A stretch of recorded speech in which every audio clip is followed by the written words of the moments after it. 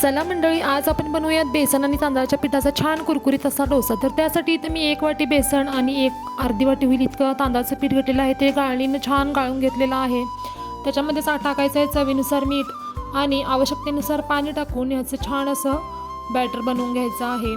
तर आपलं बॅटर तयार आहे। त्याच्यामध्ये टाकायचं आहे पाव चमचा होईल इतका बेकिंग सोडा। बेकिंग सोडा टाकून परत एकदा बॅटर व्यवस्थित मिक्स करून घ्यायचं आहे। हे व्यवस्थित मिक्स करून झालं की पॅन गरम करून घ्यायचा आहे। त्याला तेल लावायचं आहे। पाणी टाकून पॅन व्यवस्थित पुसून घ्यायचा आहे आणि तव्यावरती बॅटर टाकून छान सेंटरपासून कडेपर्यंत असा डोसा पसरून घ्यायचा आहे। त्याच्यानंतर त्याच्यावरती तेल लावायचं आहे आणि आवडीनुसार कांदा, टोमॅटो, गाजर आणि ओली कोथिंबीर टाकायची आहे। आणि हो, चिमूटभर तिखटसुद्धा टाका। खूप छान टेस्ट लागते आणि कुरकुरीत असा आपला हा डोसा जो आहे तो भाजून घ्यायचा आहे।